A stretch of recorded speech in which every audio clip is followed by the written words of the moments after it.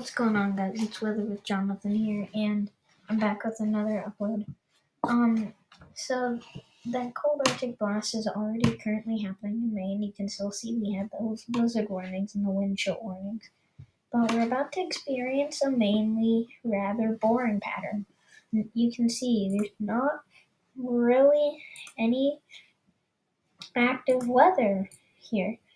I mean, it's just gonna be like zero precipitation. Well, guess what? Not long, which means that we've got a fire risk. We've got an elevated risk for tomorrow. Um, I that may get expanded a little bit more, but if we check out the day 4 outlook, we do have also an elevated risk. No, day 3. So they issued a day 3 elevated risk across this area, and yeah, and then because of that, so the fire risk tomorrow is across this area, this portion of northwestern Texas, northeastern New Mexico, and then like I showed you the day 3 outlook, you've got an elevated risk. We don't have any other elevated risk for day 4, day 5, day 6, day 7, and day 8. We do have a 40% risk for western Texas, down back through southeastern New Mexico.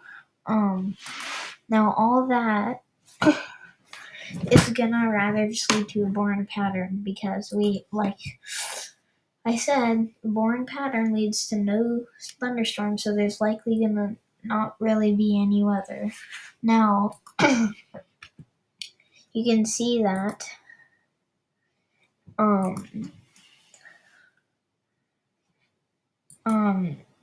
day 4 outlook, we've got a marginal risk, then another marginal risk, then another marginal risk, then another marginal risk, then another marginal risk. So we've got marginal risk from day 4 to day 8, and then they might include a 15% risk for any of these days, but they said we don't have enough confidence yet.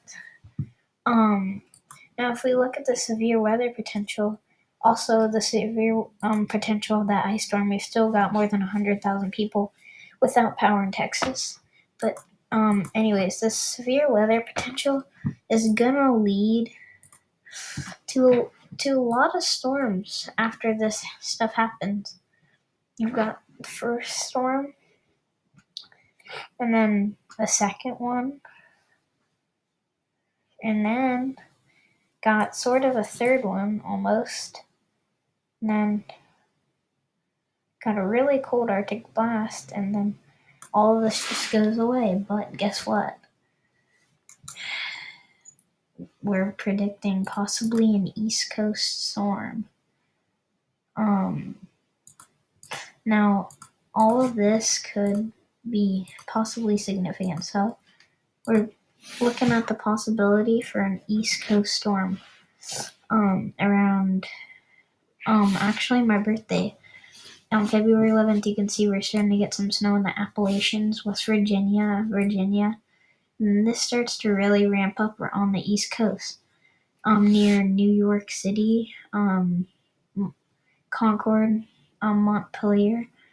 Now, the original models were showing a big snowstorm. We could have a little snow before that, and a little ice too. But before, they were actually predicting a big ice storm. But that has changed a lot. If we take a look at the snowfall totals, you guys could, yes, see a good amount of snow. West Virginia, up to a foot in the higher elevations. Same over here, possibly up to 2 feet of snow in the higher elevations. And also the Sierras could be getting in on some snow, which they actually do have some winter storm warnings, because they could be getting up to 3 feet of snow. It's a lot. And that, like I said, the storm models were showing a big East Coast storm. Now they're showing just a little ice right here, and that, they were showing a massive ice storm from Oklahoma City to New York City with ice accumulations up to an inch.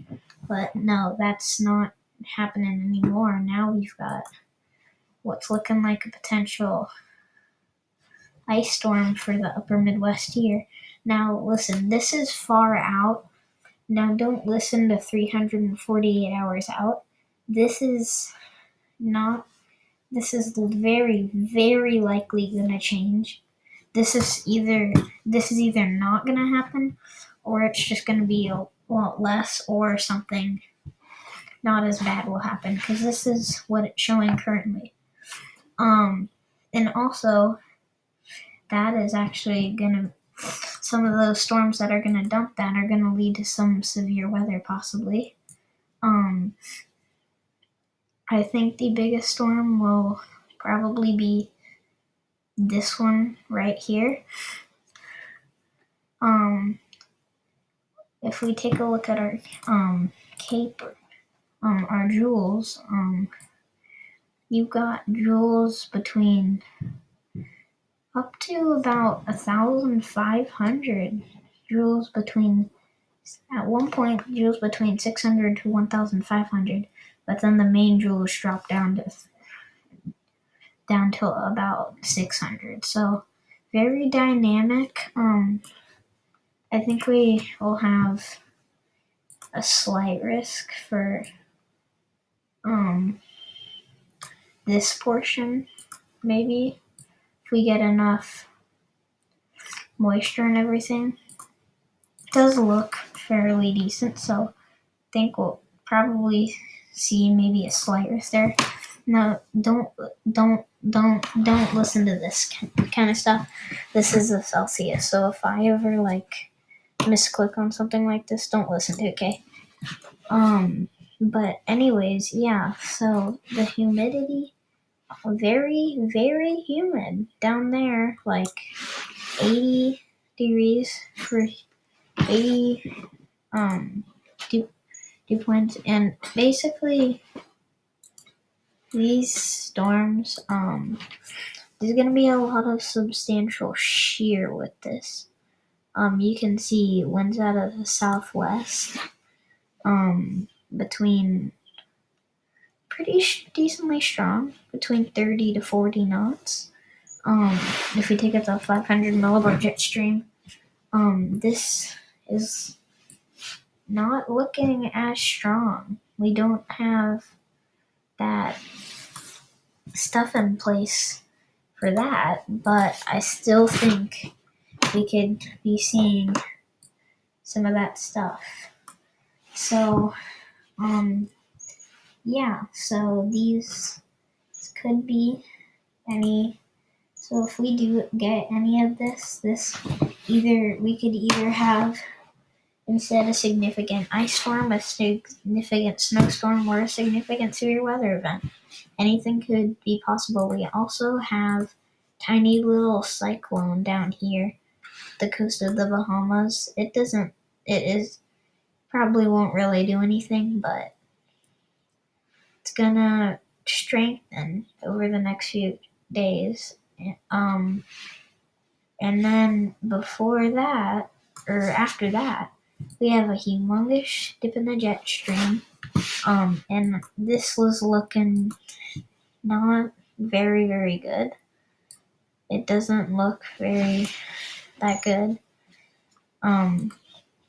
But luckily this is not aligned up with any of this, so this doesn't look as bad, which is good. Yeah, that's really what we have to talk about. So I hope you enjoyed this video, and share this with your family and friends, and also make sure to like and subscribe. Bye.